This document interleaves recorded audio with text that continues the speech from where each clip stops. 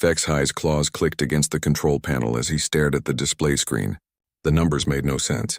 In his 20 years working at Sentinel-7, the Empire's most advanced deep space monitoring station, he had never seen readings like these. The object had appeared for exactly 3 nanoseconds. 3 tiny moments of time that should have been nothing. But in those moments, their sensors had detected something moving through space at impossible speeds. The computer calculated the velocity at 0.97 times the speed of light. That was wrong. It had to be wrong. Computer, run diagnostic on sensor array 7, Vexhi commanded, his voice steady despite the growing worry in his chest. All systems functioning within normal parameters, the artificial voice replied. Vexhi's secondary arms twitched, a sign of stress among his people. The Catherians had ruled 17 star systems for over 1,000 years. Their technology was the most advanced in known space. Their fastest ships could reach 0.3 light speed, and that was considered miraculous. Nothing could move at 0.97 light speed. Nothing should be able to move that fast. The scanner console chimed again. Another reading. This time the object appeared for 5 nanoseconds before vanishing. The trajectory showed it moving through the outer edge of the Catherian territories, heading toward the core systems. Vexhi's breathing quickened as he realized what this meant. Alert! Alert! Unknown contact detected! The automated warning system began broadcasting throughout Sentinel-7. Red lights flashed across the command center as other technicians rushed to their stations. Senior Officer Crusade arrived within minutes, her golden uniform marking her as one of the Empire's elite. Report, she demanded, her 4 eyes scanning the displays.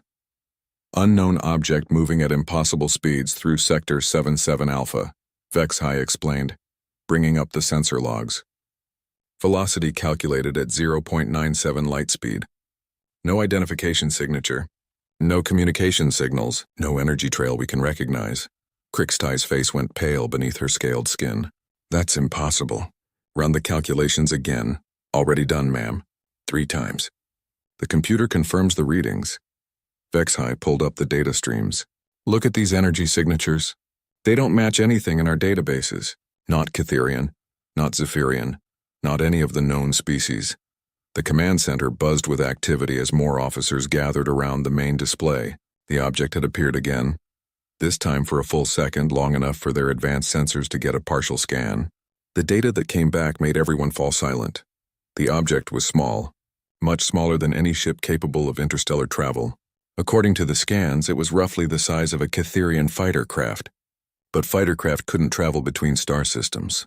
They lacked the power cores and dimensional drives needed for faster-than-light travel. Yet this small object was moving at speeds that made their fastest battleships look like they were standing still. Contact Admiral Zethmore immediately, Crusade ordered. Priority Alpha transmission. Within the hour, Admiral Zethmore's face appeared on the main screen. His scarred features and battle-worn appearance commanded respect throughout the Empire. He had led the conquest of 6 systems and never lost a battle.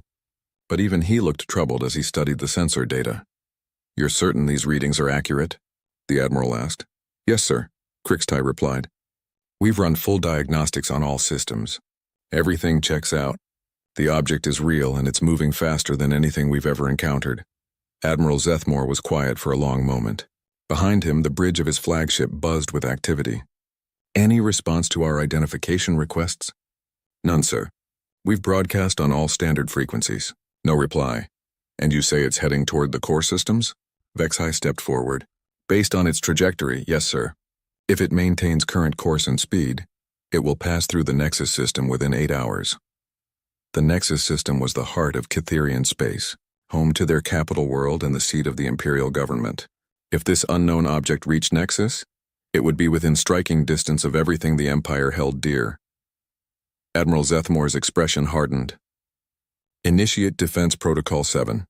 I want every ship in the Outer Rim on high alert. Deploy sensor drones along the object's projected path. If it shows hostile intent toward any Imperial world, we respond with full force.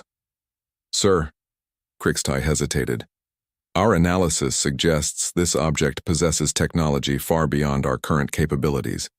If it is hostile, then we'll find out what it's made of, the Admiral cut her off. The Catherian Empire has never backed down from a challenge. We won't start now. The transmission ended, leaving the command center in tense silence. SCI-FI watched the sensor displays, hoping for another glimpse of the mysterious object. When it came, the readings were even more disturbing. The object had changed course. Not gradually as any normal ship would, but instantly. One moment it was heading toward Nexus. The next it had shifted direction by 90 degrees and was moving toward the mining colonies in the outer territories. The maneuver should have torn any ship apart. The gravitational forces alone would have crushed the strongest hull materials known to Cytherian science. "How is that possible?" whispered Tech Officer Lernax, staring at the data. "It's not," SCI-FI replied quietly. "According to everything we know about physics, what we just saw can't happen." The object appeared again, this time in a completely different sector. Then again, hundreds of light years away. Each appearance lasted only moments, but each one provided more impossible data. The object seemed to ignore the basic laws of space and time, moving in ways that challenged everything the Empire thought it knew about the universe. As the hours passed, reports came in from other monitoring stations throughout Imperial space. The object, whatever it was, wasn't alone. Similar contacts were being detected across multiple systems, all moving at the same impossible speeds, all defying every attempt at identification or communication. SCI-FI realized with growing dread that the Cytherian Empire, masters of 17 star systems and conquerors of countless worlds, had just discovered they were not alone in the universe. Something was out there, something with technology that made their greatest achievements look primitive. And whatever it was watching them. Admiral Zethmore stood on the bridge of the Imperial flagship Dominion, watching 3 separate holographic displays showing the positions of his hunting fleets. The largest military operation in Cytherian history was underway, and still they had nothing to show for it. Fleet Alpha reports negative contact in the Xerian system, Communications Officer Talmesh announced. Fleet Beta is moving to intercept coordinates in Sector 12. Fleet Gamma is holding position at the Sanctuary Nebula.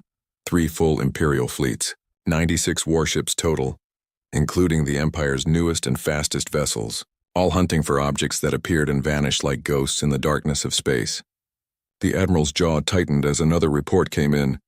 "Sir, Fleet Beta Commander reports the target has vanished again." They detected it for approximately 2 seconds before it disappeared from all sensors. Fleet Commander Crixven appeared on the main communication screen, his usually calm demeanor showing cracks of frustration. "Admiral, we had it cornered in the asteroid field. 3 ships positioned at optimal intercept points. The moment we closed to weapons range, it simply wasn't there anymore." "Explain," Admiral Zethmore demanded. "It didn't accelerate away. It didn't change direction. One moment our sensors showed a solid contact. The next moment our sensors showed empty space, like it never existed at all." Crixven paused, choosing his words carefully. "Sir, I'm beginning to think we're not dealing with conventional propulsion technology." Admiral Zethmore had reached the same conclusion hours ago, but hearing it from one of his most experienced commanders made it real. "What's your assessment, Commander?" "Whatever these objects are, they don't follow the rules we understand. They appear in one location, then appear in another location without traveling the space between. They ignore gravitational fields that should affect any ship with mass. They produce no heat signature despite moving at incredible speeds." The bridge crew listened in silence. These were concepts that challenged everything they knew about space travel and physics. The Cytherian Empire had built their power on understanding and controlling the fundamental forces of the universe. Now they faced something that seemed to ignore those forces completely. "Fleet Alpha has detected multiple contacts," another officer reported. 15 objects moving in formation through the Twilight system. Admiral Zethmore turned to the tactical display. 15 red dots appeared on the holographic map, moving in perfect coordination through one of the Empire's most important industrial systems. "Deploy all available ships to intercept. Authorization Omega-7. Omega-7 was the highest military authorization possible. It meant using any and all force necessary to protect Imperial interests.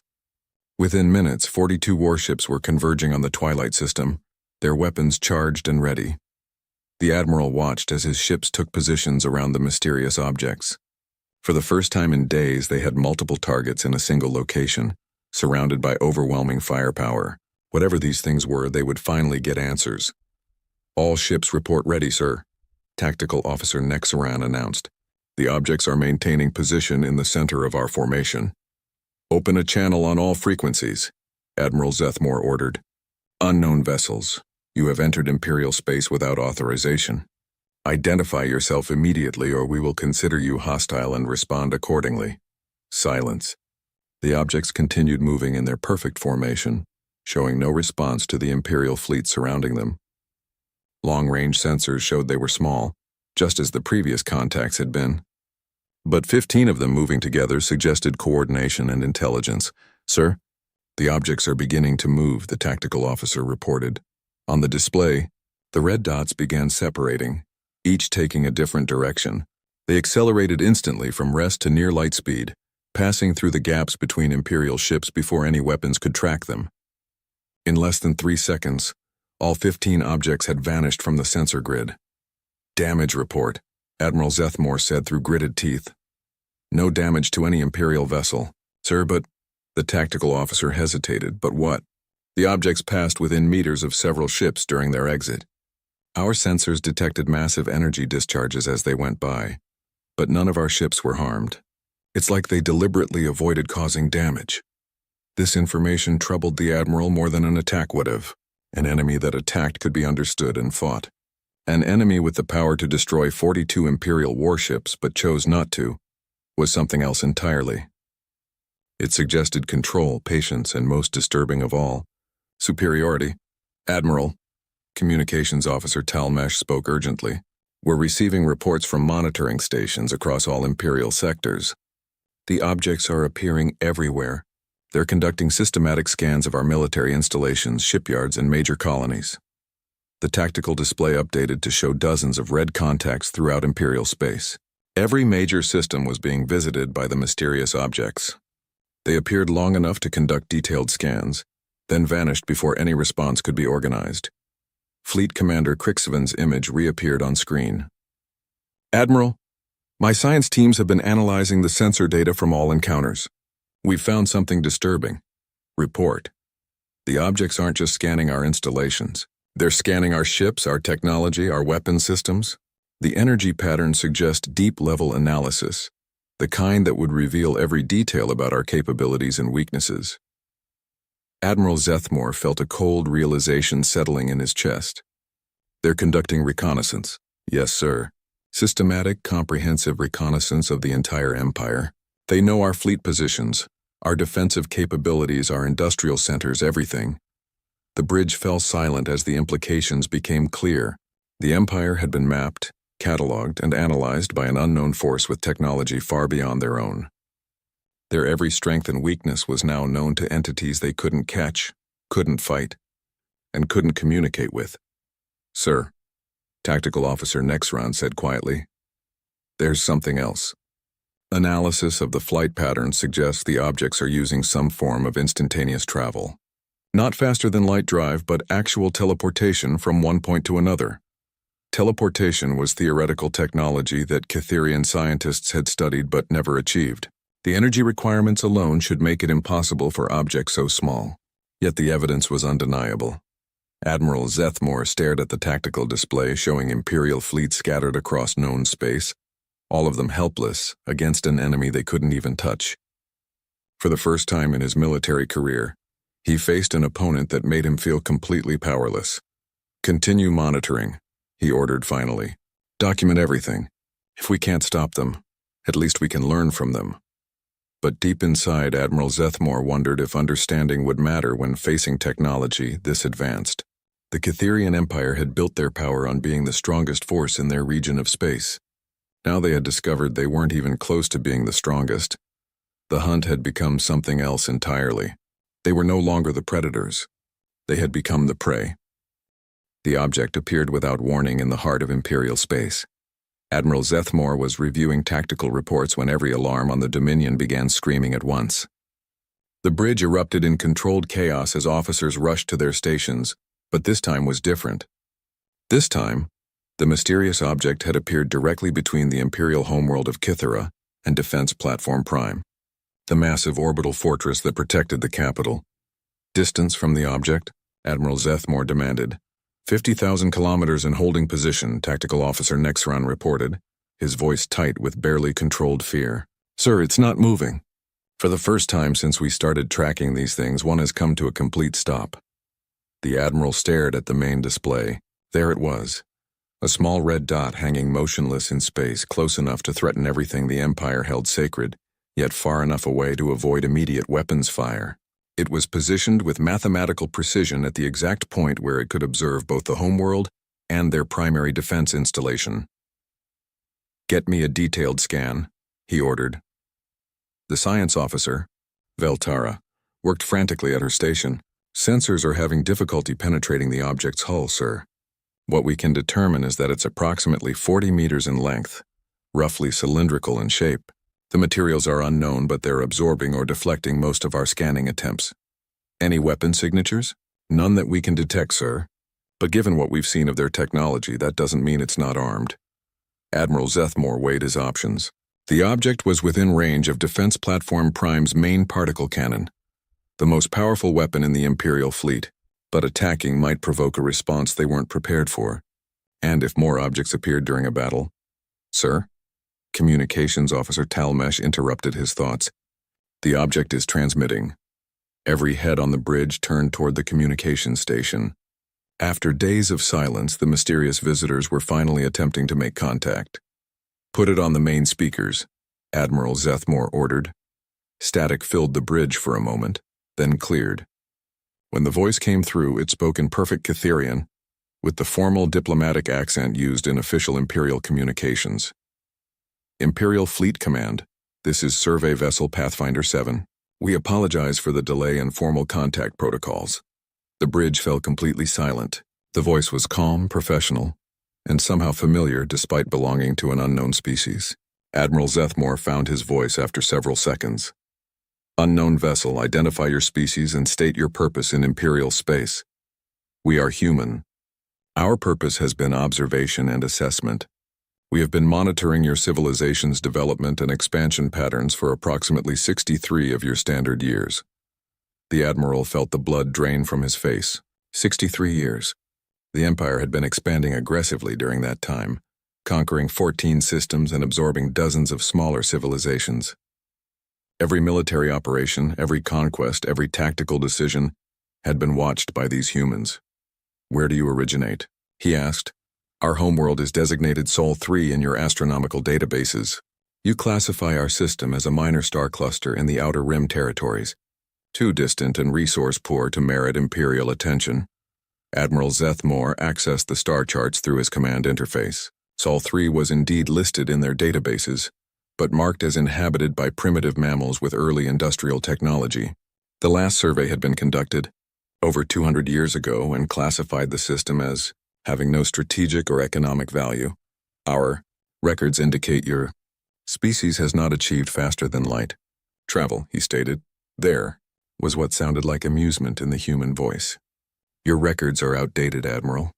We achieved practical FTL travel 112 years ago. We have been exploring this region of the galaxy ever since."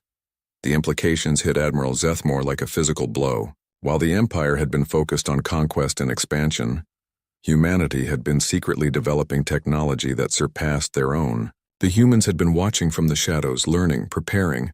"What do you want?" he asked. "Initially nothing. We were content to observe and document your civilization's progress. However, your recent aggressive expansion toward systems containing pre-FTL civilizations has forced us to reveal ourselves." Admiral Zethmore thought about the Empire's current military campaigns. They were in the process of conquering the Bellan system, home to a species that had achieved basic spaceflight but not yet developed interstellar travel. It was a standard Imperial expansion, claiming resources and strategic territory. "You object to lawful Imperial expansion?" "We object to the extinction of developing civilizations. The Bellan people have the right to develop without interference, as did the Xerians, the Multani, and the 7 other species you have eliminated in the past decade." The Admiral's temper flared. "The Empire brings order and progress to chaotic regions of space. We offer civilization to primitive worlds. You offer slavery or death. We have observed your methods, Admiral. Comply or be destroyed. Submit or face genocide. This is not civilization." The bridge crew listened in stunned silence as their entire Imperial philosophy was challenged by an unknown voice from a supposedly primitive world. Admiral Zethmore struggled to maintain his composure. You speak boldly for representatives of a single small vessel. Admiral Zethmore, we need to be clear about the current situation. Pathfinder 7 is not alone. As if responding to some unseen signal, new contacts began appearing throughout Imperial space.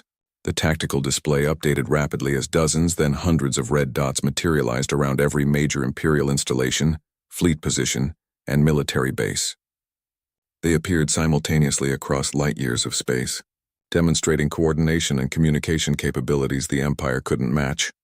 We have been preparing for this conversation for many years, the human voice continued. We hoped it would not be necessary. We hoped your species would choose a different path as you matured.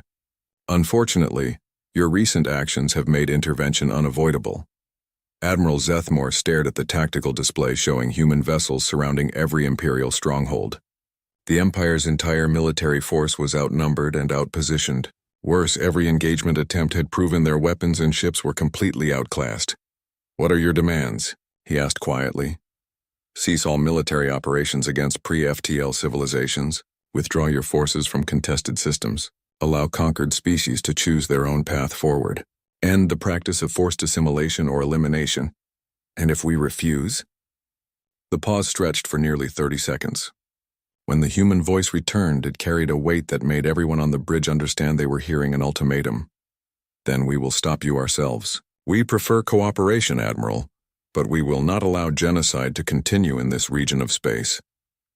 Admiral Zethmore looked at his officers, seeing his own realization reflected in their faces. The Catherian Empire, supreme power in their region of the galaxy for over 1,000 years, had just discovered they were no longer in control of their own destiny. The age of imperial dominance was over. The age of humanity had begun. The emergency session of the Imperial High Command convened within hours of first contact. Admiral Zethmore stood before the semicircular chamber where the Empire's most powerful leaders sat in judgment.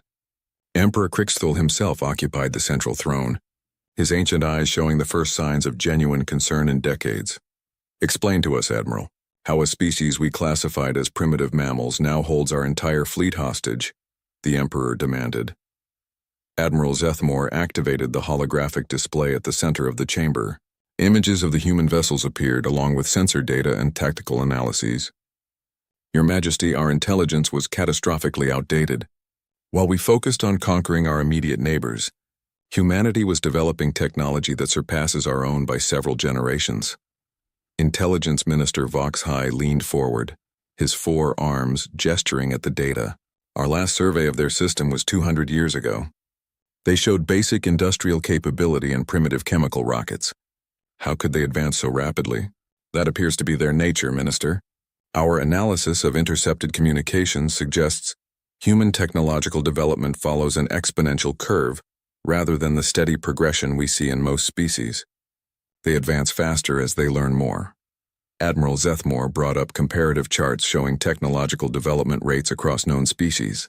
The human curve was unlike anything in Imperial databases, rising sharply over the past 2 centuries while most civilizations showed gradual, predictable growth.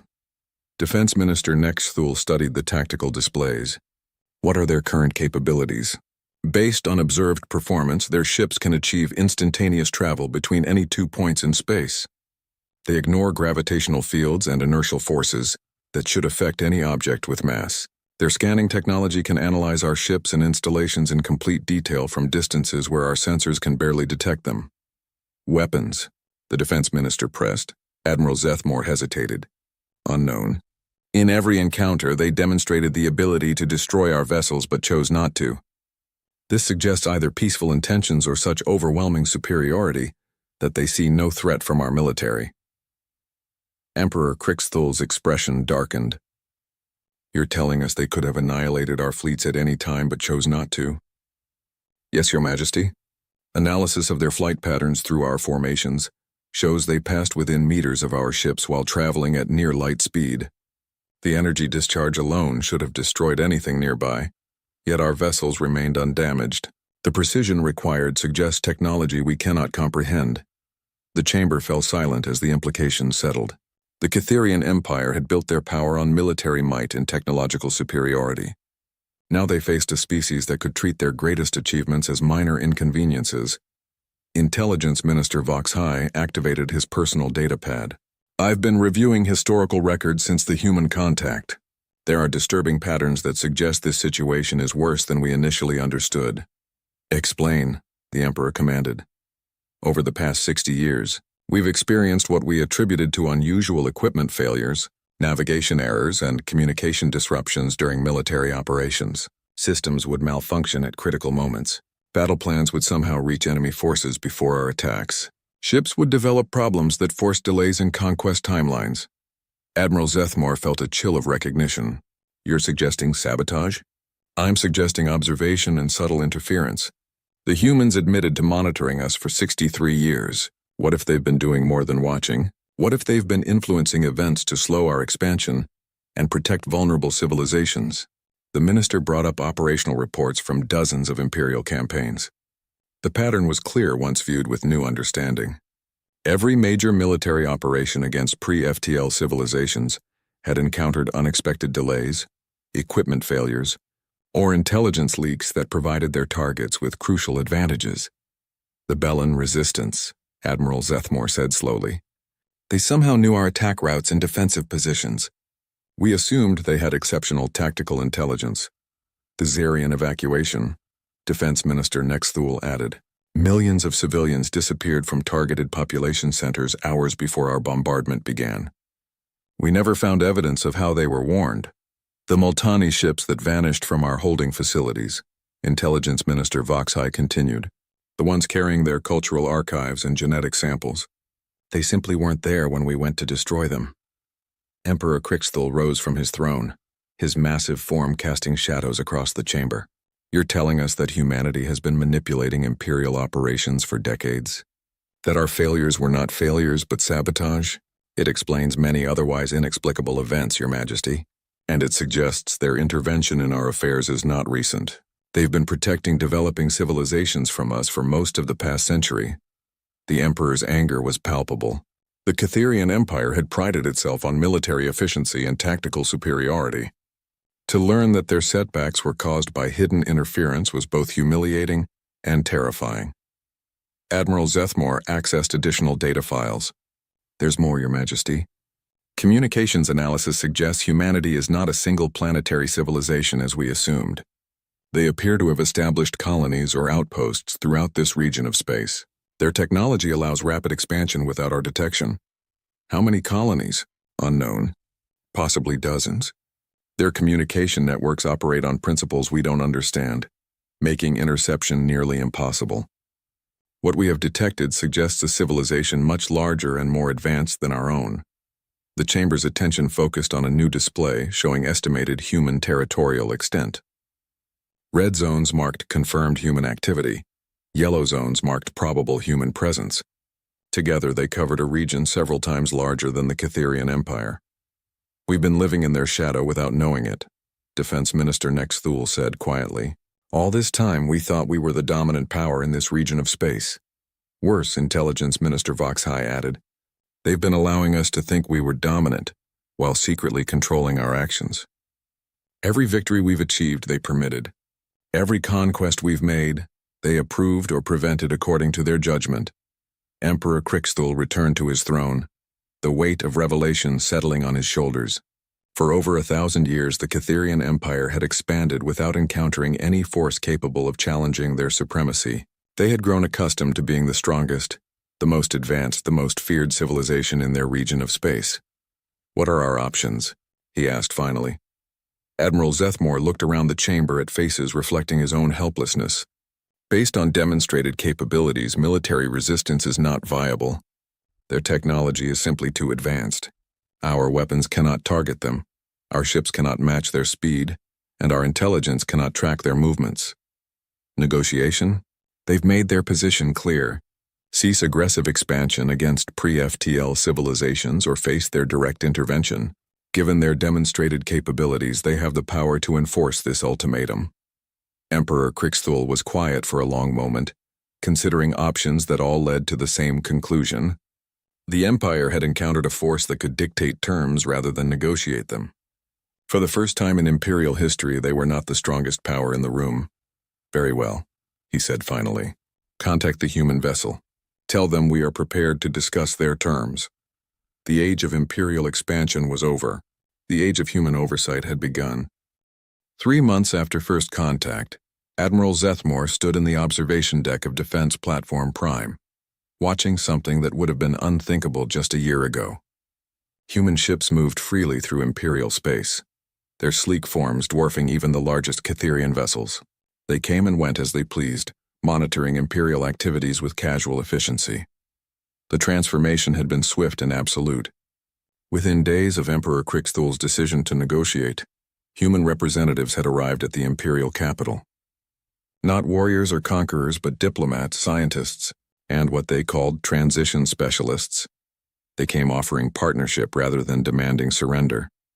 Admiral, Communications Officer Talmesh approached with the day's reports. The Human Oversight Committee has approved the withdrawal of Imperial forces from the Bellin system. The evacuation is proceeding ahead of schedule. Admiral Zethmore nodded, still adjusting to the new reality. Imperial military operations now required human approval. Any action against pre-FTL civilizations was subject to review by human observers who possessed the power to prevent it entirely. It was humiliating for a military commander, but the alternative had been the complete destruction of the Imperial fleet. What's the status of the Bellin people?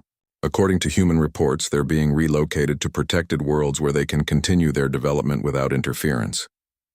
The humans have established what they call development zones throughout the region, areas where young civilizations can grow safely.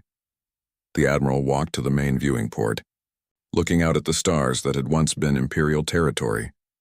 Now they were part of something much larger. The humans had revealed the existence of what they called the Galactic Development Council, an organization of advanced civilizations dedicated to protecting and nurturing younger species. Humanity, it turned out, was not unique in their technological advancement. They were simply the newest members of a community that spanned thousands of star systems and dozens of highly advanced species. The Catherian Empire, which had considered itself the pinnacle of galactic civilization, was actually one of the more primitive powers in their region of space. Sir, Tactical Officer Nexron joined them at the viewport. We've received an invitation from the Human Diplomatic Corps. They're offering technical exchange programs to help modernize our infrastructure. This was perhaps the most shocking aspect of the human approach. Rather than simply destroying or subjugating the Empire, they offered advancement.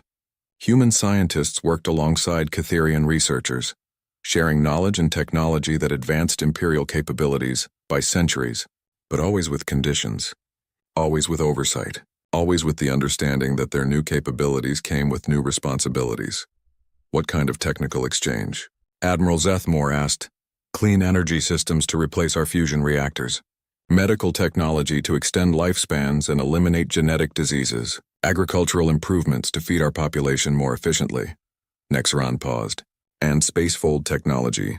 Spacefold technology, the human method of instantaneous travel that had made their ships untrackable and unstoppable. The Admiral had seen demonstrations of human vessels appearing and disappearing at will, moving instantly between distant points in space. Now they were offering to share this ultimate strategic advantage. At what cost? Continued compliance with Galactic Development Council protocols. No aggressive expansion. No forced assimilation of other species. No military action against civilizations that pose no direct threat to Imperial territory. Admiral Zethmore considered this carefully. The Empire was being offered technology that would make them one of the most advanced civilizations in known space. In exchange, they had to give up the aggressive expansion that had defined their culture for over a millennium. The Emperor's response? He's scheduled to meet with the human ambassador tomorrow. Preliminary discussions suggest he's willing to accept their terms. A new contact appeared on the tactical display, announcing itself as a human transport vessel. Admiral Zethmore watched as it approached the defense platform, moving with the smooth confidence of a species that no longer worried about hostile reception. The ship was beautiful in its simplicity, clearly designed by a civilization that had moved beyond the need for intimidating military aesthetics. Admiral, the ship's human captain spoke over the communication system. We have representatives from several liberated worlds aboard. They've requested permission to address the Imperial High Command about reconstruction efforts in their home systems. Liberated worlds. The term still stung. Systems that had been conquered by Imperial forces were now independent again, their people free to choose their own path forward. Many had requested human assistance in rebuilding what the Empire had destroyed. Others had surprisingly chosen to maintain diplomatic relations with the Empire under the new galactic protocols. Permission granted, Admiral Zethmore replied. Defense Platform Prime will provide full support for your diplomatic mission. As the human ship docked with the platform, the Admiral reflected on how completely his world had changed. 6 months ago, he had commanded fleets that conquered star systems and eliminated entire civilizations. Now he provided security for diplomatic meetings between former Imperial subjects and their former conquerors. The strange thing was that it felt right. The Empire had built its power on fear and military superiority, but it had also built resentment and hatred throughout their region of space. The human model of cooperation and mutual development was producing better results in months than Imperial conquest had achieved in decades. Sir, Communications Officer Talmesh returned with another update. We've received word from the Outer Territories. The first graduating class from the Human Technological Institute is returning to Imperial space. They're requesting permission to begin implementing new infrastructure projects. Young Catherians educated by humanity, returning home with knowledge and perspectives their parents could never have imagined. They spoke of civilizations that numbered in the millions of worlds, of technologies that could reshape matter at the atomic level, of exploration missions that had mapped galaxies beyond the reach of conventional travel. More importantly, they spoke of responsibility. The human educational system emphasized that advanced capabilities came with obligations to protect and nurture less advanced civilizations. It was a philosophy completely opposite to Imperial tradition, but one that their young people embraced enthusiastically. Admiral, a new voice called from behind him. He turned to see Captain Sarah Chen of the Human Diplomatic Corps, a small woman whose species looked deceptively fragile despite their overwhelming technological superiority. Captain Chen, how can I assist you? I wanted to personally thank you for your cooperation during this transition period. I know it hasn't been easy for your people to adjust to such dramatic changes. Admiral Zethmore studied the human officer. She carried no visible weapons, commanded no visible fleet, yet represented a power that could eliminate the Catherian Empire without effort. Her casual manner and genuine courtesy were more unsettling than threats would have been. Your people have been generous in victory, he admitted. We don't see this as victory, Admiral. We see it as the beginning of a partnership. Your civilization has tremendous potential. The engineering skills that built this defense platform, the organizational abilities that managed a 17-system empire, the military discipline that maintained order across vast distances. These are valuable capabilities that can contribute to galactic development. She gestured toward the stars visible through the viewport. Out there are thousands of young civilizations that need protection, guidance, and support as they develop. The Galactic Development Council is always seeking new member species with the experience and capabilities to help. Admiral Zethmore felt something he hadn't experienced in years. Hope. Not for conquest or expansion, but for purpose that extended beyond Imperial borders. The idea of using Catherian military organization to protect developing civilizations rather than conquer them was revolutionary. What would that involve? Partnership with human oversight teams to establish development zones around pre-FTL civilizations. Joint research projects to solve problems facing young species. Cultural exchange programs to share knowledge and perspectives. Captain Chen smiled. And eventually full membership in the Galactic Development Council with all the rights and responsibilities that entails. The Admiral looked out at the stars again, seeing them with new eyes. They were no longer territory to be conquered, but civilizations to be protected. The Catherian Empire was ending, but the Catherian people could have a future more significant than anything they had achieved through conquest. When do we begin? The Grand Council chamber of the Galactic Coalition headquarters fell silent. Admiral Krolvex, his blue skin looking paler than usual, stared at the holographic display showing their territory.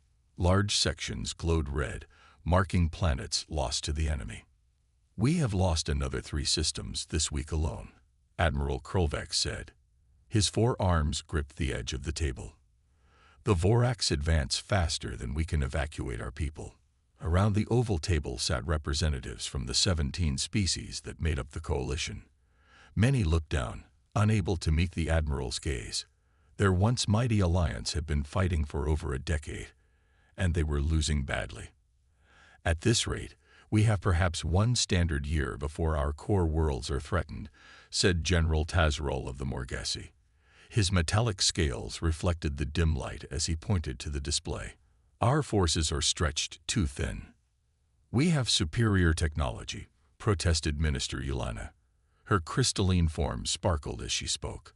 Our ships are faster, our weapons more advanced. And yet we continue to lose, said Krulvex. The Vorax adapt quickly. They care nothing for individual losses. They sacrifice thousands to learn our tactics, then counter them perfectly. Images of the Vorax appeared on the display. They resembled giant insects with armored exoskeletons and multiple limbs, ending in razor-sharp claws. Their hive mind made them dangerous opponents. When one learned something, they all knew it. They have consumed all organic matter on 37 worlds now, reported Science Director Helan, a small furry being from the Pellerin system. Nothing remains but barren rock. They strip planets completely before moving to the next. The room grew colder as the council members considered their fate. If the Vorax won, it wouldn't mean just defeat, it would mean extinction. Perhaps there is another option, said a quiet voice from the end of the table. All eyes turned to Dr. Zellner, an aged scientist whose species was known for careful observation. He rarely spoke during council meetings. Explain, ordered Krulvex. Dr. Zellner stood slowly. Our deep space explorers recently made contact with a previously unknown intelligent species. They come from a small, isolated planet in a rather unremarkable solar system. How does this help us? Asked General Tazrell impatiently. These beings are primitive by our standards. Their technology is thousands of years behind ours. They have barely begun to explore their own solar system, continued Dr. Zellner. But they possess something unique among all species we have encountered.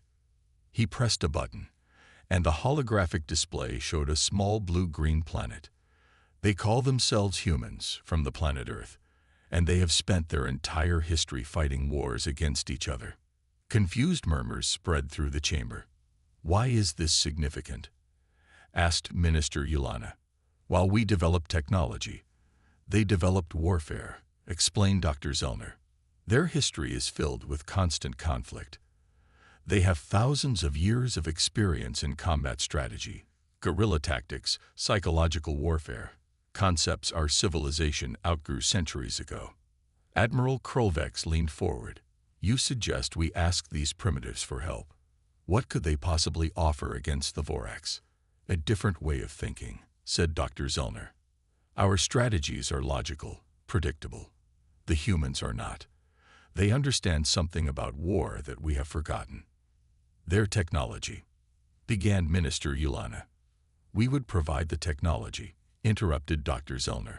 They would provide the tactical expertise.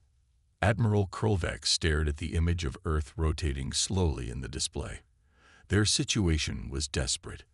The coalition forces retreated further each day. What harm could come from exploring this strange option? How would we even communicate with them? Asked General Tazrell. We've been observing them for some time, said Dr. Zellner. We can speak their languages. They are a divided planet with many nations, but they have organizations that coordinate global defense. Admiral Krulvex made his decision. Prepare a diplomatic vessel.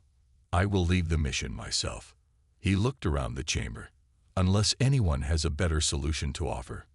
The room remained silent. Then it is decided, said Krulvex. We will seek the help of these humans. May the stars grant that their primitive warfare is what we need to survive the Vorax. The massive alien ship appeared in Earth's sky without warning. It hovered over the United Nations building in New York, its silvery hull reflecting the morning sunlight. Fighter jets scrambled but kept their distance as smaller vessels descended to the ground. Colonel Jack Harmon stood at attention beside the Secretary General.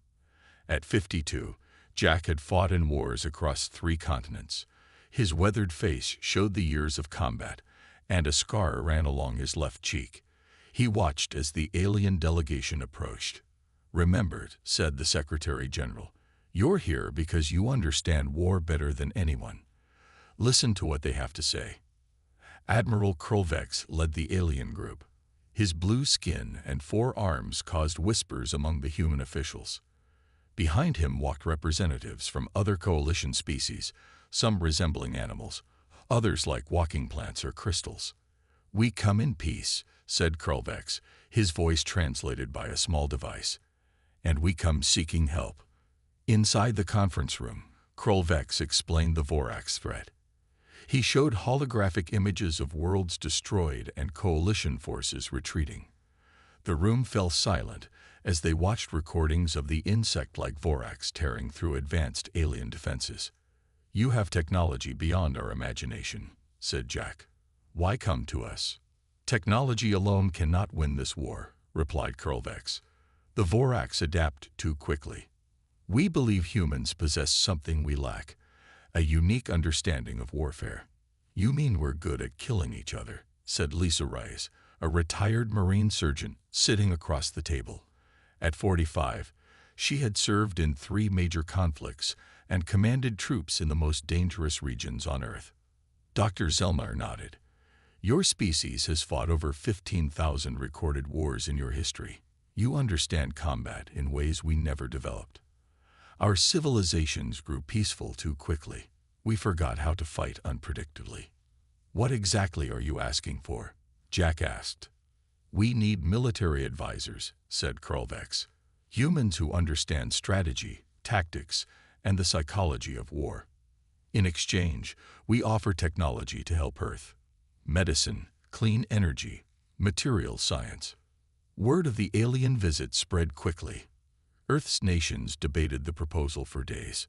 Some wanted nothing to do with an alien war. Others saw an opportunity to gain advanced technology. In his small apartment, Jack watched the debates on television. He studied the images of the Vorax again and again. Something about their movements bothered him. They fought like a single organism rather than individual soldiers. The next morning, Jack addressed the emergency session of the UN Security Council. "These Vorax will keep expanding," he said.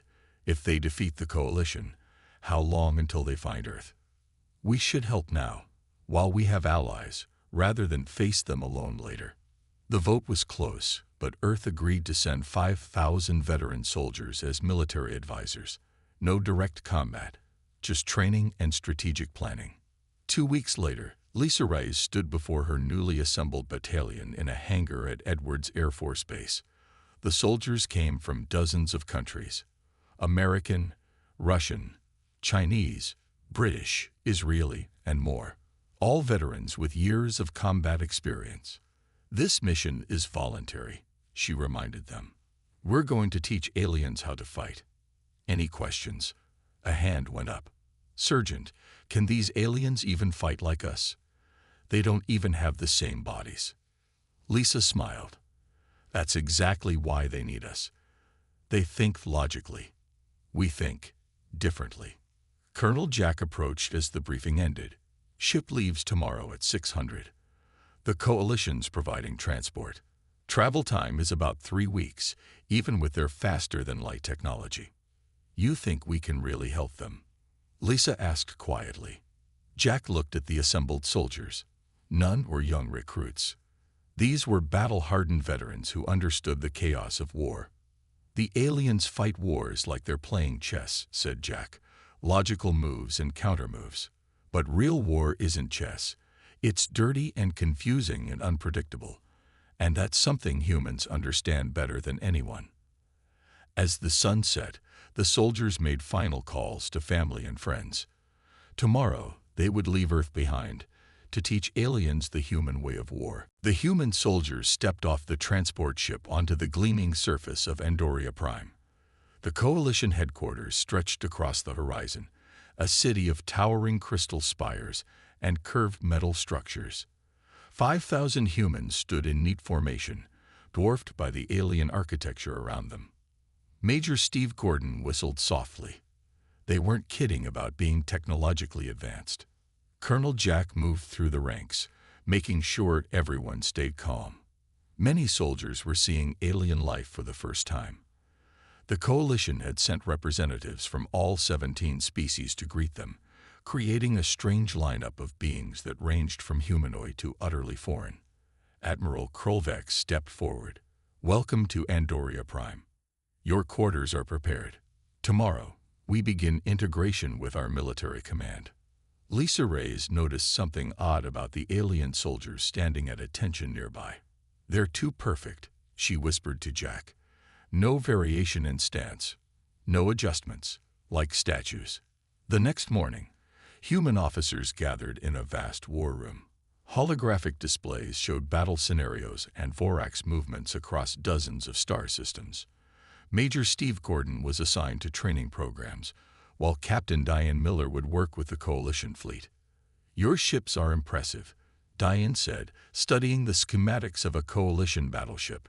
"But do you ever change formations during battle?" Commander Zextal, a tall reptilian alien, blinked slowly. "Why would we? Our computer simulations determine the optimal formation. Deviation would be inefficient." "What about deception?" "Feints, drawing the enemy into traps." "We rely on superior firepower and technology," replied Zextal. "The Vorax simply overwhelm with numbers." In another part of the headquarters, Major Gordon faced similar resistance. He had suggested guerrilla tactics and asymmetric warfare, but the Coalition commander seemed confused by the concepts. "Small unit actions would be ineffective against the Vorax swarm," said General Tazarel. "Our simulations show." "War isn't just about simulations," interrupted Gordon. "It's about unpredictability. Doing what your enemy doesn't expect." By the end of the first week, tensions were rising. Coalition commanders resisted human suggestions, believing their technological superiority should be enough. They dismissed Earth tactics as primitive and unnecessary. In the mess hall, human soldiers gathered at their own tables, separated from their alien counterparts. "They don't get it," said Lisa, pushing food around her plate. "They fight like machines. Everything by the book." Jack nodded. "They've forgotten that war is chaos. Their technology made combat too clean, too predictable. The humans got their chance to prove themselves sooner than expected." A Vorax scouting party was detected near an outpost at the edge of the system. Despite Coalition protocol calling for a full battle group response, only a small patrol ship was within range. Jack convinced Admiral Krolvex to let a mixed team of humans and aliens intercept. 20 soldiers boarded a Coalition shuttle, armed with a combination of alien energy weapons and human tactical knowledge. When they reached the outpost, they found 3 Vorax ships scanning the facility. Coalition procedure would have been to directly engage with superior firepower. Instead, Lisa suggested a different approach. "Split into 3 teams," she said. "We'll use the debris field for cover and approach from multiple angles. Hit and fade attacks." The alien soldiers looked uncertain, but followed orders. As they launched their attack, the Vorax responded with typical coordinated precision. But the human-led teams kept changing positions, firing from unexpected locations, and creating confusion. "They're like one mind," observed Jack as he watched the Vorax ships try to track the attackers. "They expect patterns they can adapt to." Within an hour, 2 Vorax ships were disabled, and the 3rd retreated. Not a single Coalition soldier was lost. Back at headquarters, Admiral Krolvex reviewed the mission recordings with his war council. The victory was small but significant. "Perhaps," he said slowly, "there is something to these human methods after all." He turned to Colonel Jack. "Tell me more about this concept you call psychological warfare." For the first time since arriving, Jack smiled. The real training could finally begin. The alarm blared throughout the Coalition headquarters. Captain Alan Wright ran to the command center, joining the crowd of officers staring at the main display. A massive Vorax fleet had appeared in the Pellerin system, a key supply hub for Coalition forces. "The Pellerin system has minimal defenses," said Admiral Krolvex. "Standard protocol is to evacuate and concede the territory." Ellen stepped forward. "Sir, Pellerin is critical. If we lose those supply depots, 3 sectors will be cut off. We cannot move our main fleet in time, replied Krolvex. The defense force there is not strong enough to hold. Alan looked at the tactical display. Let me take a small team. We can reinforce the ground troops while you gather your fleet. The admiral hesitated. Your team would be vastly outnumbered. Sometimes a small force in the right place is better than a large force in the wrong place, said Alan. Against his better judgment, Krolvex approved the mission. Alan selected 30 human soldiers and 10 coalition aliens who had embraced human tactics. They boarded a fast transport and reached Pellerin just as the Vorax began their landing operations. The main settlement on Pellerin's third moon was already under attack. The coalition commander, General Etheron, had positioned his forces in a standard defensive formation around the main supply depot. We should spread out, Alan suggested as they joined the defense. Create smaller targets, set up crossfire zones. Negative, said Etheron. Coalition doctrine states we maintain a unified defense perimeter. Before Alan could argue, the Vorax attacked. Thousands of insect-like soldiers swarmed toward the coalition line. Their coordinated assault targeted the center of the formation, exactly where coalition doctrine placed the command unit. They know your playbook, shouted Alan as the line began to break. You need to adapt. Etheron refused to change tactics. The coalition forces held their positions as the Vorax pressed forward. Alan made a quick decision. Human team, we're going mobile. Jen, take 5 soldiers and secure that ridge. Carlos, your team takes the eastern approach. Rest with me. The humans split off, moving to key positions around the battlefield. When their ammunition began to run low, they adapted coalition energy weapons in ways the aliens never considered. Soldier Gray Harris discovered that adjusting the power settings created an overload effect, turning the weapon into an improvised grenade. Lisa rigged communication devices to emit frequencies that seemed to confuse the Vorax hive mind connection temporarily. Every human innovation forced the Vorax to pause and adapt, buying precious minutes. On the second day, the Vorax pushed through the main coalition line. General Etheron was killed, and the remaining alien forces retreated to the supply depot. Alan's scattered teams found themselves holding the only defensive positions remaining. Fall back to the mountain pass, Alan ordered over the radio. We'll hold them there. The narrow pass became the final stand. Humans set traps along the approach, using mining explosives from the depot. They fought in shifts, never presenting the same defense twice. When the Vorax adapted to one tactic, the humans switched to another. For 3 days, they held the pass. 7 humans died. The rest were wounded but continued fighting. They named the position Last Chance Pass and prepared for the final Vorax assault. On the morning of the 4th day, coalition reinforcements finally arrived. Admiral Krolvex led the fleet personally, breaking through the Vorax blockade and landing fresh troops. What they found amazed them. The small human force had decimated a Vorax army 10 times their size. The pass was littered with Vorax bodies, and the few surviving humans were still fighting from improvised positions. Impossible, whispered Krolvex as he surveyed the battlefield. Their tactics shouldn't have worked against such numbers. Alan, his arm bandaged and face covered in dirt, approached the admiral. With respect, sir, you've been fighting the wrong kind of war. Against a hive mind, being unpredictable is your best weapon. That evening, the Coalition War Council met on the command ship. For the first time, humans were invited not as advisors, but as equals. Tell us, said Admiral Krolvex to the assembled human officers, everything about how you fight wars. This time, we will listen. The main war room of Coalition headquarters looked different now. Maps and paper charts covered the holographic displays. String and pins marked fleet positions instead of computer projections. Humans and aliens worked side by side, planning the next phase of the war. Admiral Krolvex had given humans full authority to implement strategic changes. After the victory at Pellerin, even the most stubborn coalition commanders accepted the human tactics worked against the Vorax. Sergeant Kelly Thompson stood before the War Council, presenting a new battle doctrine. At 38, Kelly had fought in urban conflicts and specialized in adapting tactics to unexpected situations. The Vorax fight as one mind, but they expect us to do the same, she explained. Their advantage is perfect coordination. Our advantage must be perfect unpredictability. She outlined a strategy that divided coalition forces into smaller, more flexible units. Each would operate independently while working toward common objectives.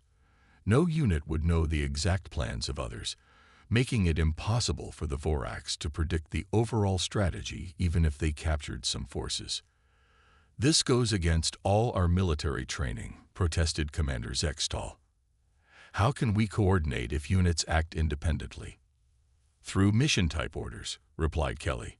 Each unit knows the objective, but decides how to achieve it based on the situation they face. Colonel Jack added, your technology combined with our tactics gives us the edge. The Vorax adapt quickly, but they adapt to patterns. If we constantly change our patterns, they must constantly readapt. While Kelly worked on strategy, human engineers helped modify coalition weaponry. The aliens had designed perfect, efficient weapons that never varied in performance. Humans made them dirtier, louder, and more adaptable. This reduces efficiency by 23%, complained a coalition engineer as Lisa Reich showed him how to modify a rifle. It also makes every weapon behave slightly differently. Lisa explained, the Vorax won't know what to expect. The first test of the new approach came at Proxima Station, a vital communications hub the Vorax had captured months earlier. Instead of a direct assault with overwhelming force, the coalition sent 30 small teams approaching from different vectors. Some attacked power supplies, others targeted communication arrays. Some merely created distractions. No team knew what the others were doing, creating a chaotic battlefield that confused the Vorax hive mind. Major Steve Gordon led the main strike team. They breached the station's central control room, just as the various diversions reached their peak. The Vorax defenders, pulled in multiple directions, couldn't mount an effective response. They're trying to figure out our master plan, Steve told his team as they secured the control room. They don't understand there isn't one. The station fell in 6 hours with minimal coalition casualties. It was the first major victory in nearly a year. Word spread quickly through coalition space. 3 more systems were reclaimed in rapid succession as the new tactics proved effective again and again. The Vorax, for the first time, seemed confused.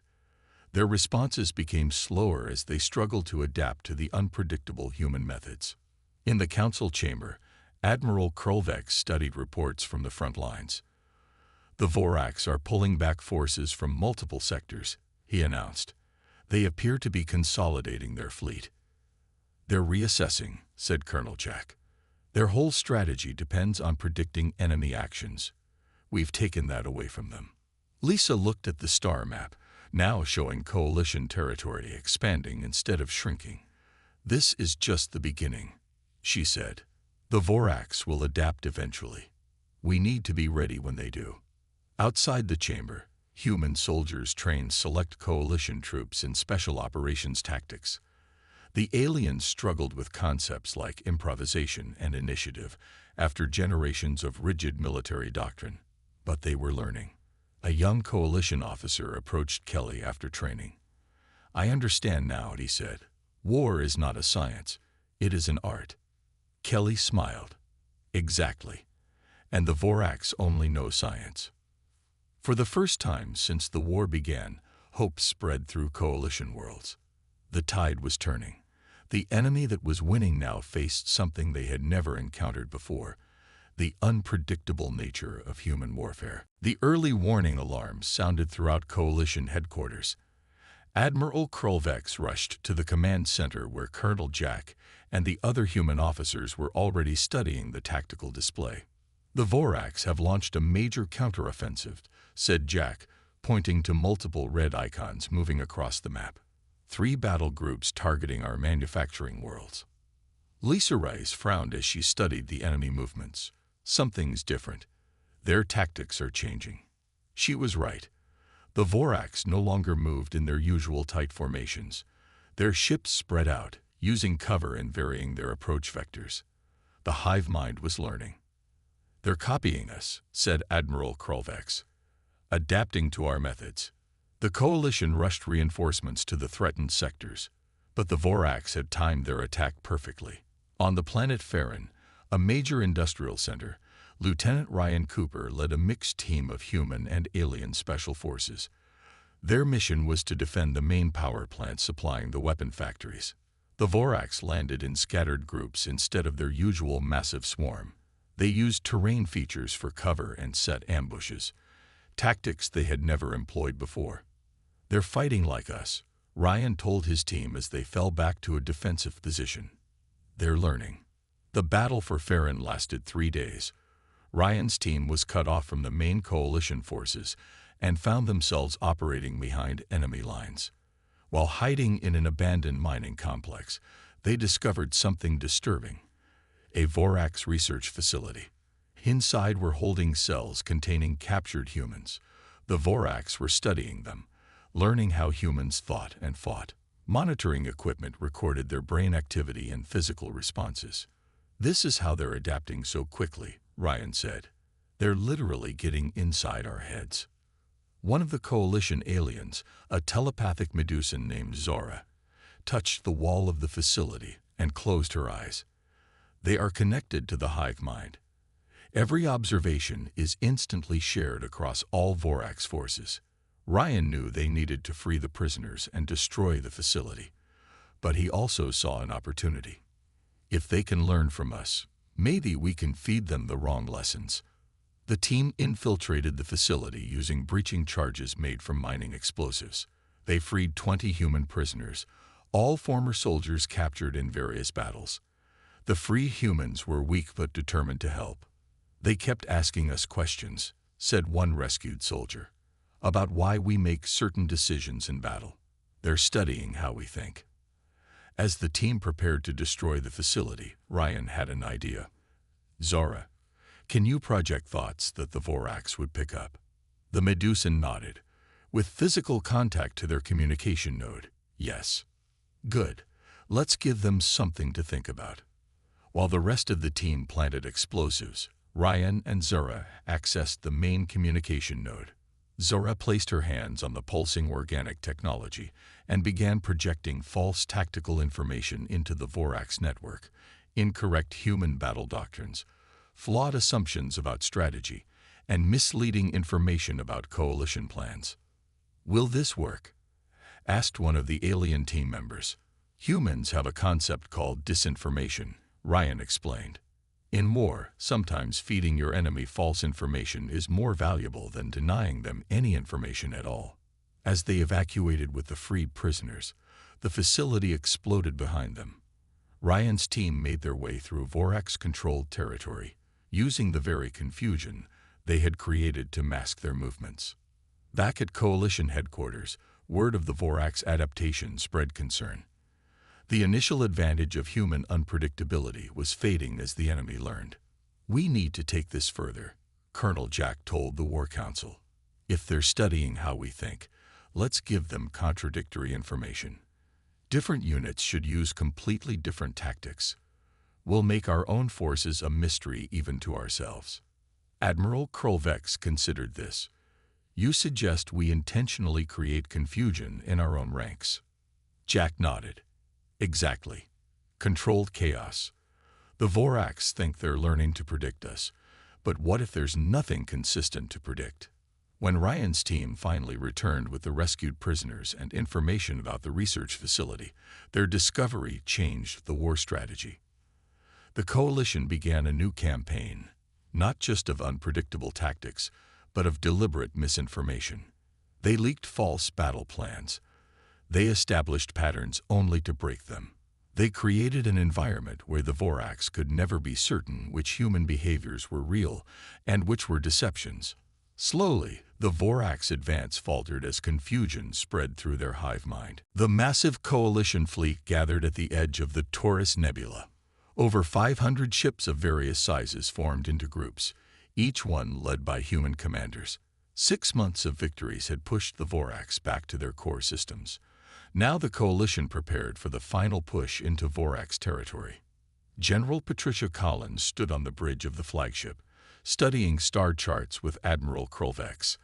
At 56, Patricia had spent 30 years in military service on Earth before joining the coalition forces. Her gray hair was cut short, and her eyes missed nothing as she reviewed the battle plan. "The Vorax home system has 7 planets," she said. "Their queen resides on the 3rd world. Our intelligence suggests she directly controls the hive mind from there. A direct assault would be costly," said Admiral Krolvex. "Their defenses are concentrated around the home system." Patricia smiled. "That's why we won't attack directly." She outlined her plan, a complex series of feints and misdirections designed to scatter the Vorax forces. 3 separate coalition fleets would threaten different systems, forcing the Vorax to divide their ships. "And the real attack?" asked Krolvex. "A small strike team," Patricia replied. "While their fleets are distracted, we slip through with our fastest ships and target the Queen directly." The plan was approved, and the coalition forces moved into position. Human psychological warfare units broadcast confusing signals across Vorax communication channels. Some contained false battle plans. Others held meaningless static designed to stress the hive mind's ability to process information. The first phase worked perfectly. Vorax forces rushed to defend systems that were under only light attack, leaving gaps in their defensive line. The main Vorax fleet chased a decoy group, falling for the human deception. Sergeant Frank Martinez led the strike team aboard the coalition's most advanced stealth ship. Frank had once been a special forces operator on Earth, specializing in high-risk infiltrations. His team consisted of 20 humans and 10 aliens who had mastered human fighting methods. Their ship slipped through the thin Vorax defenses and approached the Queen's planet. As they entered orbit, automated defenses detected them and opened fire. The ship took damage but managed to land near a massive structure that housed the Vorax command center. "Remember," Frank told his team as they prepared to disembark, "we need to reach the central chamber and disrupt the Queen's connection to the hive mind, even temporarily." The team fought their way through the structure, facing increasing resistance as they approached the center. The Vorax defenders fought with desperate intensity, sensing the threat to their queen. Coalition technology had provided the team with advanced weapons, but it was human combat skills that made the difference. In close quarters, the human soldiers demonstrated why they excelled at warfare. They adapted instantly to changing situations, used the environment to their advantage, and coordinated without needing to speak. The aliens on the team had learned these skills through months of training. A Medusan named Zora used her telepathic abilities to confuse nearby Vorax. A reptilian warrior named Kexfor had abandoned his species' formal combat style for the more fluid human approach. After hours of fighting, they reached the massive doors of the central chamber. Coalition explosives breached the entrance, and Frank led the team inside. There, suspended in a glowing energy field, was the Vorax Queen, a creature 4 times larger than the drones, with an enlarged head housing an enormous brain. "The neural transmitter," yelled Frank, pointing to a pulsing device above the Queen. "That's what connects her to the hive mind." While half the team held off the guards, Frank and 3 others fought their way to the control platform. The Queen screeched, a sound that made the humans' ears bleed. 2 team members fell, their minds overwhelmed by the psychic assault. Frank reached the transmitter and placed the disruptor device. The Queen sensed his intention and lashed out with a massive limb, catching him across the chest. Despite broken ribs, Frank activated the device. The effect was immediate and dramatic. Throughout Vorax space, drones suddenly lost their perfect coordination. Ships stopped in mid-maneuver. Ground forces fell into confusion. Frank dragged himself back to his team as the chamber shook around them. "Mission accomplished," he gasped through the pain. "Let's go home." In space, the coalition fleets pressed their advantage, pushing toward the heart of Vorax territory. For the first time since the war began, victory seemed possible. 1 month after the attack on the Vorax Queen, the Coalition War Council gathered on the flagship orbiting the Vorax homeworld. The massive space battle had ended with the surrender of the Vorax forces. Disabled ships drifted in space, and the Queen had been captured alive when Coalition forces took the command center. Colonel Jack Harmon stood at the window, watching as Coalition vessels secured the planet below. After nearly a year of fighting alongside the alien coalition, he had seen enough death and destruction. "What happens now?" he asked Admiral Krolvex, who joined him at the window. "Our tradition would be to eliminate the threat entirely," said the Admiral. "The Vorax have destroyed dozens of worlds. They would have consumed us all given the chance." Lisa Reyes, now promoted to commander, shook her head. "Genocide isn't victory. It's just more death." The council debated for hours. Many coalition species wanted the Vorax completely destroyed, arguing that the hive mind would always be a threat. The human representatives pushed for a different approach. "On Earth, we learned that how you end a war determines if it's truly over," said General Patricia Collins. "Kill them all, and survivors will remember and seek revenge someday. Find a way for both sides to live, and peace has a chance." In the end, the humans prevailed. The coalition presented terms to the Vorax Queen. Her species would be confined to their home system. Their military capabilities would be limited and monitored. In exchange, they would be allowed to exist. The Queen, her connection to the hive mind, temporarily restored under controlled conditions, agreed to the terms. Without her armies spread across the galaxy, the Vorax could sustain themselves on their own worlds without consuming others. 2 weeks later, representatives from all coalition species gathered on Andoria Prime for a formal ceremony. Earth was granted full membership in the Galactic Coalition. The technology promised in exchange for human help was delivered, along with additional rewards for their crucial role in winning the war. After the ceremony, Admiral Krolvex approached Colonel Jack and Commander Lisa as they stood in the garden outside the Grand Hall. "You humans confuse me," admitted the Admiral. "You excel at warfare like no species we have encountered. Yet you chose mercy when victory was yours." "That's the paradox of humanity," said Jack. "We know how to fight because we've done too much of it. But we also know the cost of fighting without limits." "Your species taught us something important," said Krolvex. "The Coalition had forgotten the value of struggle. Our technology advanced so quickly that we never needed to develop the adaptability that comes from overcoming challenges." "And now?" asked Lisa. "Now we establish a permanent military academy, with humans as instructors, not to make us warriors, but to teach us how to think like you, to adapt, to innovate, to question established patterns." The next morning, a new group of coalition cadets gathered for their first training session. Human instructors stood ready to begin teaching the alien species about tactics, strategy, and the human way of war. Jack and Lisa watched from an observation platform as Frank Martinez, recovered from his injuries during the final battle, addressed the class. "The strongest weapon isn't a gun or a ship," Frank told the cadets. "It's here." He tapped his head. "And here." He placed his hand over his heart. "Technology is a tool, but it's your mind and your spirit that win battles." Lisa smiled as she watched the eager faces of the cadets. "Do you think they'll ever really understand?" "Maybe not completely," replied Jack, "but they don't need to become human. They just need to learn what we learned through our long history of conflict." "And what's that?" asked Lisa. Jack gestured toward the starfield visible through the window. "That winning isn't about having the biggest guns or the most advanced technology. It's about having the will to keep fighting when all hope seems lost, and the wisdom to show mercy when victory is yours."